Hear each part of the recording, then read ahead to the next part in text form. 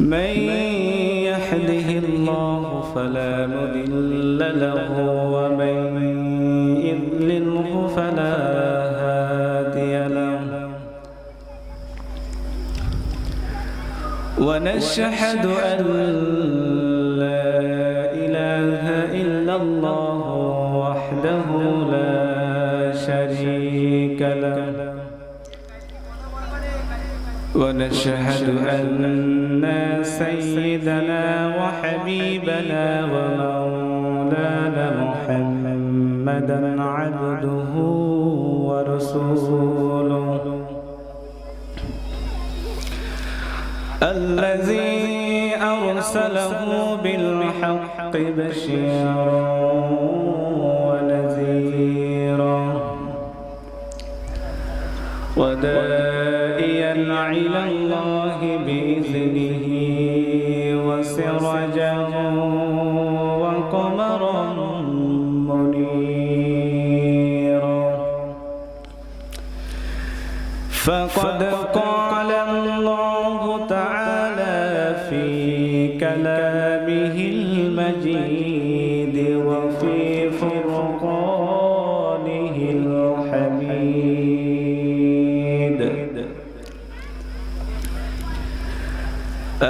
أعوذ بالله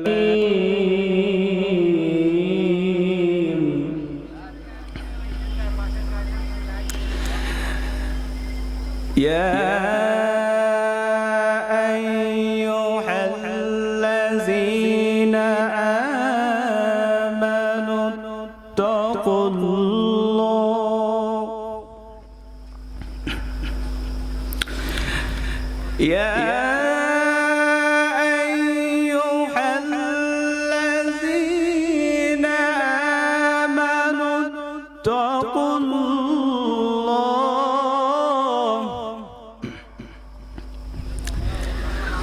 يا أيها الذين آمنوا اتقوا الله ولتنظر نفس ما قدمت لغد ولتنظر نفس ما قدمت لغد واتقوا الله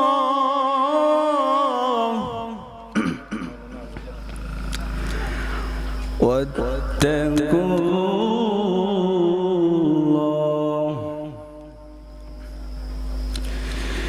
إن الله خبير بما تعملون الله أكبر بسم الله الرحمن الرحيم يا أيها الذين آمنوا صلوا عليه وسلموا تسليما اللهم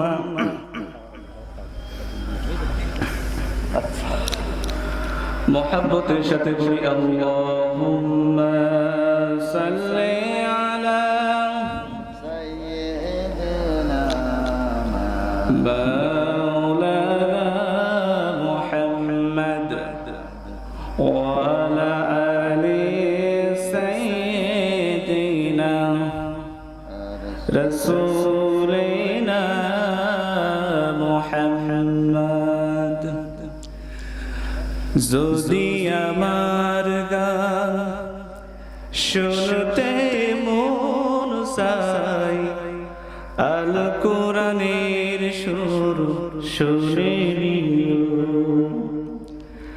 যদি আমার গান বুঝতে মন চাই মাজলুমানের ব্যথা বুঝে নিও। যেখানে মানবতা লাঞ্ছিত হয় সেখানেই আমার গান। যেখানে মানবতা লাঞ্ছিত হয় সেখানেই আমার গান। আমার গানের ভাষা বুঝতে যদি চাও, আমার গানের ভাষা বুঝতে যদি চাও, মাজলুমানের ব্যথা বুঝে নিও। যদি আমার গান শুনতে মন চায়, আল কোরআনের সুর শুনে নিও। ভালো লাগে না? এই কোরআনের সুর সত্য বলতে ভালো লাগে না এমন মানুষ মনে হয় খুঁজে পাওয়া বড় দুষ্কর। কথা বলেন ঠিক কিনা? সম্মানিত হাজিরিন, এই সমগ্র পৃথিবীর ভিতরে আপনি হিন্দুদের দিকে তাকালে, মানে সনাতন ধর্ম যারা আমাদের আশেপাশে আছে তো নাকি, এদের যে গ্রন্থগুলো আছে, যেমন আপনি ধরতে পারেন রামায়ণ, গীতা, খ্রিস্টানদের বাইবেল, যত গ্রন্থ পৃথিবীর ভিতরে আছে, সমগ্র গ্রন্থ যদি একবার কোনো মানুষ পড়ে দেন দ্বিতীয়বার ওইটা পড়তে তার হয়তো গা লাগে না। কিন্তু এই কোরআন দেখেন 1400 বছর পূর্ব থেকে শুরু করে যতবারই এই কোরআন পড়ে মানুষের মন কি ভরে? মানুষের মন ভরে না। কারণ আল্লাহ রাব্বুল আলামিন বলেন, দুনিয়ার উপরে যতগুলো গ্রন্থ রয়েছে সমগ্র গ্রন্থ যদি তুমি তেলাওয়াত করো, সমগ্র গ্রন্থ যদি তুমি পাঠ করো, তুমি কোনো সওয়াবও পাইবা না, তুমি কোনো নেকিও পাইবা না। কিন্তু আমার পবিত্র কালামুল্লাহ শরীফ যদি তেলাওয়াত করো, বান্দারে আমার পবিত্র কোরআনের যে একটি হরফ তেলাওয়াত করবে, আমি আমার পাক আমার আল্লাহ রাব্বুল আলামিন ওই ব্যক্তির আমলনামায় 10টি নেকি দান করে দেবে। জোরে বলি সুবহানাল্লাহ।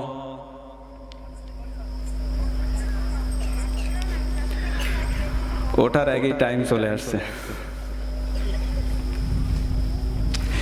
যে কথা বলতেছিলাম, এখন প্রশ্ন করা হলো, ইয়া রাসূলুল্লাহ, যদি আলিফ লাম মিম কোন ব্যক্তি যদি তেলাওয়াত করে, ওই ব্যক্তির আমলনামায় কি 10টা নেকি হবে? মুহাম্মদুর রাসূলুল্লাহ সাল্লাল্লাহু আলাইহি সাল্লাম বললেন, না না না, আলিফ লাম মিম হচ্ছে 3টা হরফ। কেউ যদি আলিফ লাম মিম তেলাওয়াত করে, ওই ব্যক্তির আমলনামায় 10 না 30টা সওয়াব আমার আল্লাহ পাক রব্বুল আলামিন রেখে দিবে। এ রোজার মাস তো না, তাহলে এত আসতে কেন? সুবহানাল্লাহ বলতে কষ্ট হয়? কষ্ট হয় তো সুবহানাল্লাহ তো বলতে হবে। সম্মানিত হাজিরিন, যেহেতু টাইম দিয়ে দিচ্ছে, এখন কথা তো আর এই বিষয় না। দেখেন, আমি মূল আলোচনায় চলে আসি। বাংলাদেশের সর্ববৃহৎ উপজেলা যেটাকে শ্যামনগর বলা হয়, এই শ্যামনগর জেলার অন্তর্গত আবাসচণ্ডীপুর সর্দারবাড়ি জামে মসজিদ প্রাঙ্গণ যুব সমাজের উদ্যোগে এবং মৃত ব্যক্তির রোহের মাগফিরাত কামনায় যে ওয়াজ মাহফিলের আয়োজন করা হয়েছে, এবং সামনে উপস্থিত আছেন আমার এলাকার মুরব্বিয়ানে কেরাম, হাজেউল হারামাইন এবং আমার পিতা সমতুল্য মানুষেরা, যুবক ভাইরা, কচিকাচা মাসুম বাচ্চারা এবং পদ্মার অন্তরালের পদ্মানিসীন মা ও বোনেরা, সকলকে আমি আবারও আমার অন্তর এবং অন্তরস্থল থেকে মোবারকবাদ জানাই। আসসালামু আলাইকুম ওয়া রাহমাতুল্লাহ। জবাবটা দিন, অন্তত সওয়াব নিয়ে যান। ওয়াজ শুনে না হয় সালামের জবাব, সুবহানাল্লাহ, আলহামদুলিল্লাহ এগুলো বলে অন্তত সওয়াব অল্প নিয়ে যান, কারণ সামান্য আমলে আপনাকে জান্নাতে নিয়ে যাবে। কথা বলেন, যাবে না? সামান্য আমল যদি আপনি করতে পারেন, সেই আমল যদি আল্লাহ তাআলার কাছে কবুল হয়ে যায়, তাহলে আপনার জন্য জান্নাত কনফার্ম হয়ে যায়। জোরে বলি সুবহানাল্লাহ। এজন্য আমি সেই রাব্বুল আলামিনের দরবারে লাখো কোটি শুকরিয়া জানাই যে রাব্বুল আলামিন আমাদেরকে এই প্রচন্ড তাপদাহের ভিতরে আজকের এই কোরআনের মজমার ভিতরে আমাদের সকলকে আসার এবং বসার তৌফিক এনায়েত করেছেন। এজন্য সকলে বলি আলহামদুলিল্লাহ। আপনারা সবাই খুশি না বেজার? সম্মানিত হাজিরিন, এবং হাজারো দুরুদ ও সালাম মানবতার মুক্তির দিশারি রাহমাতুল লিল আলামিন নবী, সাইয়্যিদুল মুরসালিন নবী, খাতামুন নবীন নবী, সকলে বলি সাল্লাল্লাহু আলাইহি ওয়াসাল্লাম, যার আগমনে সমগ্র পৃথিবী থেকে নাস্তিকবাদী যত মতবাদ ছিল, কাফিরি যত মতবাদ ছিল, সমগ্র পৃথিবীর ভিতরে যত অন্ধকার ছিল, আল্লাহ পাক রব্বুল আলামিন যার আগমনের মাধ্যমে সমস্ত অন্ধকারকে দূর করে আলোয় আলোকিত করেছে। এজন্য সকলে বলি সাল্লাল্লাহু আলাইহি ওয়াসাল্লাম। সম্মানিত হাজিরিন, এখন সব কি দূর হয়ে গেছে নাস্তিকেরা, না কিছু আছে? আছে না? মাথা উঁচু করে করে ওঠে। রিসেন্টলি দেখেন, আমি বলতেছি, আমি কোনো বানোয়াট কথা বলবো না। রিসেন্টলি একটা ভিডিও ফেসবুকে ভাইরাল হয়েছে, সেটা হচ্ছে ফরিদপুরে, যারা ইউটিউব চালায় জানতে পারছে। এখানে হিন্দু সম্প্রদায় আছে না? নাই, আছে তো নাকি? আমি সরাসরি বলতে চাই, আর আছে না? ফরিদপুরে একজন মায়ের দুইটা সন্তান, যুবক ছেলে, ওখানে কয়েকজনকে গ্রেফতার করছে। ফরিদপুরে একটা মন্দিরে আগুন লাগছে, আগুন লাগার কারণে তারা সন্দেহজনক ভাবে সেই কয়েকজনে এমন পিটানি দিছে, আল্লাহ তাআলা তাদেরকে কবুল করুক, সেই মায়ের দুইটা সন্তানই শহীদ হয়ে গেছে। মা বলে ডাকার মতো আর কেউ নাই। আফসোস করতেছে যে একটা সন্তান যদি মরতো আর একজন যদি বেঁচে থাকতো, অন্তত মা বলে ডাকলে আমার কলিজাটা ঠান্ডা হতো। এতে এমন মানুষও চলে গেছে, বাঁচাই রাখে নাই। এজন্য আমি বলতে চাই, আজকে যদি খলিফা ওমরের মতো একজন মানুষ জিন্দা থাকতো, যদি হযরত আলীর মতো একজন মানুষ জিন্দা থাকতো, তাহলে মুসলমানের গায়ে রক্তে মুসলমানের হাত দেওয়ার কোনো ক্ষমতা থাকতো না। কথা বলেন ঠিক কিনা? থাকতো? এদের এত বড় সাহস, এই 95% মুসলমানের দেশে মুসলমানের রক্ত বের করে, অথচ মুসলমানেরা ঠান্ডা হয়ে থাকে। আমি এটা কখনো কল্পনায় আনতে পারি না। প্রশাসন, সরকার কি করে? ঘুমায়। 90% মুসলমানের দেশে কিভাবে হিন্দুরা মুসলমানের সন্তানদেরকে শহীদ করে? এদের গ্রেফতার করার ক্ষমতা নাই, ভয় করে। আরে সত্য কথা বলতেছি, মারে মার অসুবিধা কি? কদিন বাঁচবেন? হায়াত বেশি দিন আছে। এই জন্য তো আব্দুল আলিম বলছে, দুয়ারে আয়েশা সে পালকি নায়